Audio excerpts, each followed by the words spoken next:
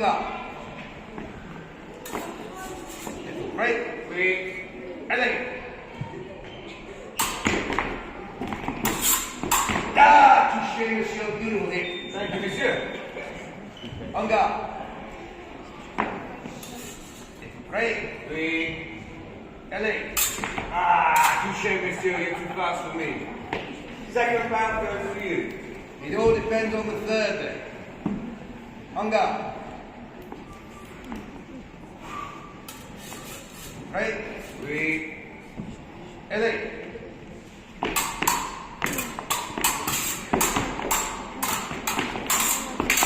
Ah, touché, monsieur. The contest is yours. Round of applause for ladies and gentlemen. Lovely. So extension of the arm, pushes off on the back leg and straightens it, lands on the front leg, bends the knee, makes the hit. Absolutely smashing. I, of course, don't want to get hit. So I have a series of parries that can set aside David's blade, and we generally divide for the purpose of attack and defence the body into four. So we have a line running horizontally across the chest, vertically down through the centre. So you've got high right, high left, low right, low left. So David may need 4 lunges in quick succession in those lines. High right, high left, low right, low left.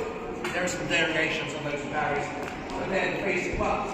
After that, of course, we have to consider that no one is simply going to stand there and just swap attacks and defences. Sooner or later, one person is going to get the advantage, they're going to crowd the other person, they're going to push them back. But here's the thing, how do you move forward on a lunge when you're already fully extended? The answer is you bring your back leg up so that you can make a second lunge. And the person going backwards has to reach with their back leg. So this is an advance and a retreat. So let's have 3 lunges in quick succession. Oh, nicely done with a little deceit at the end to make the hit. Now, once you've learned those basics of attacks and defences, you are ready to start FA fencing. Why is it all so simple? Because it's essentially a sporting equivalent of the equally simple but much more deadly attacks of the Duel of Honour. Yes, the Duel of Honour, an age-old tradition where 2 offended people will meet up and settle their differences through force of arms. Now, these earlier duels were often fought to the death. However, here in England, under the reign of Queen Elizabeth I, such duelling was made illegal. Unfortunately for the Queen, it proved too popular a practice, and many people continue to duel one another well into the 20th century. So, if you were an Elizabethan duelist, what weapon would you use? Well, not a lightweight epee, like I've just shown you, but a rather more substantial weapon that we refer to as a rapier. And this is one particular style of rapier, a cut-hilt rapier. And as you can see, it's got a much broader and longer blade. Some of these rapiers, particularly in Elizabethan England, were even longer than this. In fact, it was long as David's sword and dagger put together. And that made them great attacking weapons, but not really very good parrying weapons. So a style of fighting grew up where you carry a dagger as well. And you attack with the sword, but you defend with the dagger. So that takes us through most of the 1600s. As we move into the 1700s, things change again. Partly mechanically and partly in terms of fashion. They soon realised that it's not necessary to carry a heavy weapon. If all you're going to do is stick a civilian who's not wearing any armour with a sword. So, the sword reduces in length, it reduces in width, it reduces in weight, and what we wind up with is a weapon called a small sword, which is what this is. And many of these blades are incredibly light, feather-like. They're what we call triangular section, which means there's a rib along one side and a fuller groove ground into the other. A blade cannot be any lighter than that. And what it means is now that you can do all your attacking and your defending with the sword. You don't need the dagger anymore. That takes us through most of the 1700s. As we move into the 1800s, things change again, because the pistol takes over from the sword as the principal dueling weapon. And this is exactly the same time as countries all over Europe begin legislating to try and get rid of the duel altogether. Well, except for France, of course. There's always France. In fact, the last Duel of Honour to happen in France happened as late as 1967. If you don't believe me, you can go and watch it. The entire duel was filmed. Now, of course, these later duels were not fought to the death. They're fought to what is known as first blood.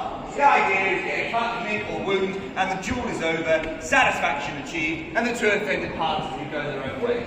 But don't underestimate me. These later duels are still undertaken with a great deal of seriousness, as the reputation of the losing party can be damaged forever. So what we're going to do now is talk to you a little bit about one of these late 19th century French duels that took place during a military scandal which has become famously known as the Dreyfus Affair. Yes, Captain Alfred Dreyfus was a military officer who served the French army. He was wrongly accused of spying for the German army, and in 1894 he was found guilty of his crime and sentenced to life imprisonment in a penal colony known as Devil's Island. But then, in 1896, a new head of military intelligence took over, Georges Picard, the character that I played in the fencing sequence at the beginning. And Picard quickly became convinced that Dreyfus was not, in fact, a spy. Another man, Esterhazy, was the real culprit. His problem was going to be proving it. Yes, now during his investigation, they come across a rather obstructive officer of the name Hubert Joseph Henri, who had openly and publicly declared Picard quite simply as a liar. And Picard would demand a duel to first blood, which Henri accepts. Now, if we are to conduct that duel of first blood for you today, then we are going to need our seconds. Now, our seconds are friends or associates of the duelists who are there to ensure that fair play is enacted upon. However, me and Keith, we don't have many friends. So today, you are going to be our seconds instead. So you lovely people shall be my second. You lovely people shall be Keith's second. We're not forgotten about you wonderful people. You shall be the final judges in today's duel. Now, it's very simple really. We're going to fight. And we're going to hit one another, hopefully. And when we do hit one another, we're going to ask our seconds to check for blood. If you see blood, you shout, "First blood!" The duel is over. If you see no blood, you shout, "No blood!" And we carry on fighting. Sounds good? Makes sense? Yeah? Well, it is a rather distasteful rematch on the way. Yes, and this time you're not dueling over a bottle of wine, are you, Major Henri? We're dueling for our own.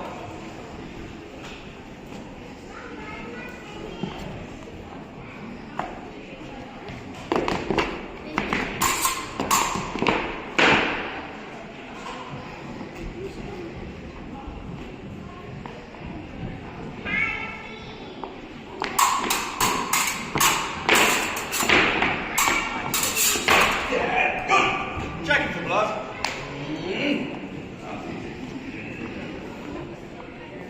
See any blood? No No blood. Is that wrong with my soul? You're really on technique.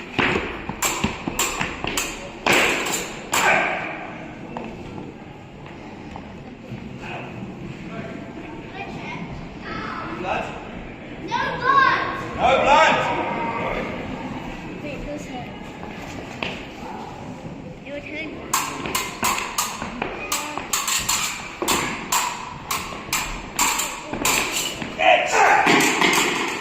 No blood, You look like an honest soul. You look like an honest soul. no blood. See blood? First blood! First blood. And thus Georges Picard won the duel, and honour was satisfied. Thank you.